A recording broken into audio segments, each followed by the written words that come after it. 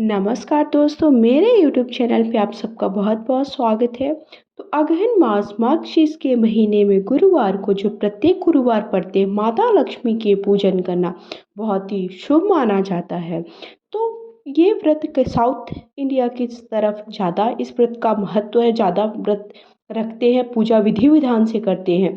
वहाँ पर क्या होता है कि एक दिन पहले ही साफ सफाई वगैरह करके ब्रह्म मुहूर्त में उठ करके ही पूजा माँ लक्ष्मी की कर ली जाती है।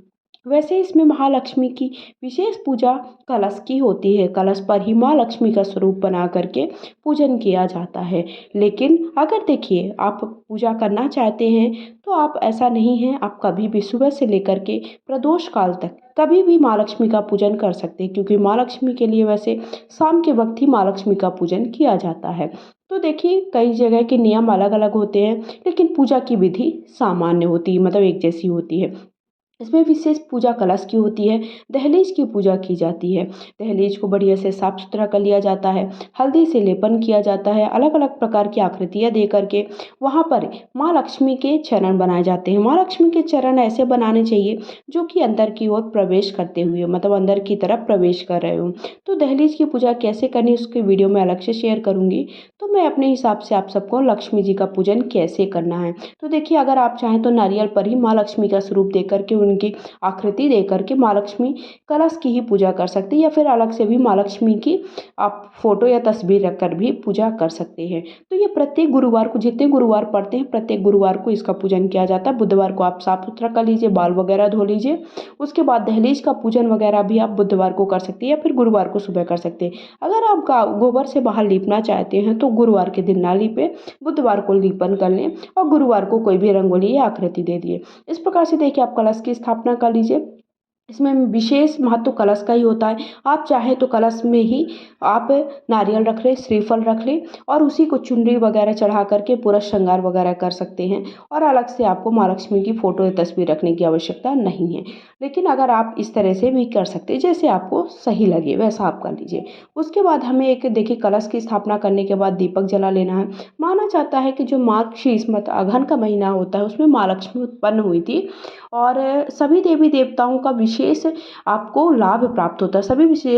सभी जो देवी देवता होते हैं, मतलब त्रिदेव होते हैं, उनकी विशेष आपको, आप चाहते हैं कि फल प्राप्त हो उनकी पूजा का, तो अगहन का महीना बहुत ही शुभ माना जाता है। तो अगहन के महीने में तीनों देव वो आपकी, अगर आप माता लक्ष्मी का पूजन करेंगे तो आपको जो भी आपकी इच्छा होगी वो पूर्ण कर सकेंगे। तो ये देखिए 3 से 4 गुरुवार होते, 4 गुरुवार भी होते, कई बार 5 गुरुवार भी होते।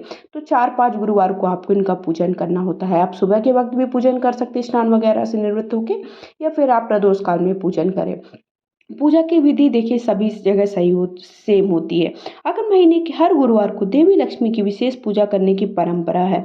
मार्गशीर्ष महीने के देवता भगवान विष्णु है, इसलिए इस महीने को दामोदर नाम से विष्णु जी और श्री कृष्ण की भी पूजा की जाती है। स्कंद पुराण में भी इसका जो जिक्र है कि गुरुवार को भगवान विष्णु और माता लक्ष्मी की पूजा करने से सुख और समृद्धि आती है।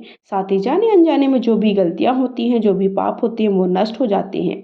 अगहन के महीने में श्रद्धालु घर पर द्वार सजाकर माँ लक्ष्मी की पूजा करते हैं। अगहन को माँ लक्ष्मी का महीना माना जाता है। इस महीने के गुरुवार को धन की देवी विधि विधान से पूजन किया जाता है। अन्नपूर्णा का भी वास होता है। अगर आप माँ लक्ष्मी का पूजन करते हैं तो आपके घर में अन्नपूर्णा का वास होता है, और इससे आपके घर में सुख शांति और समृद्धि मिलती है। इस महीने माँ लक्ष्मी पृथ्वी पर आती हैं। गुरुवार को इनका आगमन ऐसे भक्त के यहाँ होता है जिनके घर में साफ सफाई, सजावट, वचन और कर्म से पूरी सात्विकता रहती है। इसी अनुसार माना जाता है कि महिलाएं हर बुधवार को घर द्वार पर रंगोली सजा करके माँ को पूजा स्थल तक देवी के पग चिन्ह बना करके गुरुवार को सुबह जल्दी उनका आह्वान करती हैं, उनको बुलाती हैं। सुबह दोपहर व शाम तीनों समय उन्हें भोग अर्पित किया जाता है, उनका पूजा अर्चना की जाती है। कई जगहों पर सुबह पूजन कर लिया जाता है ब्रह्म मुहूर्त में उठ करके, उसके बाद दोपहर को एक बार उनका भोग प्रसाद उनको चढ़ाया जाता है और एक बार शाम के वक्त पूजा वगैरह करके भोग प्रसाद अर्पित किया जाता है। तो देखिए, भोग प्रसाद आप घर पर भी बना सकते हैं। अगर आप व्रत रख रहे हैं तो इस बात का विशेष ध्यान रखें कि आपको प्याज लहसुन वाला अर्थात नमक का कोई भी भोजन नहीं करना है। कई लोग तो एक टाइम ही भोजन करते हैं, मतलब पूरा दिन उपवास रख करके केवल शाम के वक्त ही एक बार भोजन करते हैं। तो आप अपने हिसाब से देख लीजिए, अगर आप बीमार हैं, आप नहीं रह पा रहे हैं, तो आप अपने हिसाब से देख लीजिए। देखिए, इसमें नियम कानून तब तक हम रख सकते हैं जब तक हमारी तबीयत ठीक है। तो इस तरह से भोग प्रसाद अर्पित कर दीजिए। श्रृंगार की सामग्री अवश्य अर्पित करें। तो देखिए, प्रत्येक गुरुवार को आपको इनका पूजन करना है। और जो कलश है, आप चाहें तो कलश का पानी प्रत्येक गुरुवार को आपको अलग अलग सभी चीज़ें फिर से चढ़ानी होती है। तो आप गुरुवार को पूजन करिए, शुक्रवार को पूरी चौकी वगैरह उठा दीजिए, फिर से अगले गुरुवार को पूजन करें, क्योंकि इतने दिन तक आपकी फूल पत्तियां जो भी आपने चढ़ाए हैं वो सारी चीज़ें वो हो जाएंगी, सूख जाएंगी। लेकिन अगर आप व्रत रखना, अगर आप देखिए मासिक धर्म में आज हैं, अगर आपने पहले गुरुवार के पहले ही अगर आपको मासिक धर्म हो गया है तो आप पहला गुरुवार मत करिए। लेकिन अगर आपने गुरुवार व्रत प्रारंभ कर दिया, शुरू कर दिया है, बीच में आपको मासिक धर्म हो जाता है अर्थात पीरियड्स हो जाते हैं, तो आप व्रत आपको अवश्य रखना है, मतलब व्रत नहीं छोड़ना है। केवल आपको इस बात का ध्यान रखना है कि आपको पूजा नहीं करना है, पूजा किसी से घर पर करवा लेना है, क्योंकि आपने व्रत का पूजा का संकल्प ले लिया है। अगर व्रत पूजा का संकल्प ले लिया होता है तो हमें व्रत बीच में नहीं छोड़ने होते हैं। लास्ट दिन आप उद्यापन कर लीजिए। आप महिलाओं को खिला सकते हैं, महिलाओं को जोड़े में भी खिला सकते हैं। व्रत का उद्यापन कैसे करना है उसका वीडियो मैं अलग से शेयर करूंगी। अभी मैं पूजा की विधि आपको बता रही हूँ। तो इस तरह से आपको नियमों के साथ पूजन करना है, यथासंभव दक्षिणा वगैरह रख देना है, और चीज़ों को आपको कब उठाना है, कैसे उठाना है उसका वीडियो भी मैं शेयर कर दूंगी। उसके बाद देखिए, लौंग की और कपूर की आरती माँ लक्ष्मी को बहुत ही ज़्यादा प्रिय है, तो आप आरती कर लीजिए और कथा अवश्य पढ़े। कथा का वीडियो भी आप सबको अलग से चैनल पर मिल जाएगा। तो इस तरह से नियम से देखिए, कई जगह पर ये कलश पे जो मैंने कलश पर पूर्ण पात्र रखा है, पूर्ण पात्र के ऊपर दीपक रखा है, तो यहाँ पर पूर्ण पात्र के ऊपर दीपक ना रख करके माता लक्ष्मी की ही मूर्ति आती है, माता लक्ष्मी की मूर्ति आती है, उसका ही पूजन किया जाता है। और कई जगहों पर क्या होता है, आप नारियल को स्वरूप दे करके उन्हें सजाया जाता है, उनको माता लक्ष्मी का स्वरूप मान करके उनको सजा करके विधि विधान से उन्हीं का पूजन किया जाता है। तो आपके यहाँ जैसे होता है वैसे कर सकते हैं, या फिर आप साधारण तरीके से करना चाहते हैं तो मैंने ये बहुत ही साधारण तरीके से आपको पूजन करके बताई है।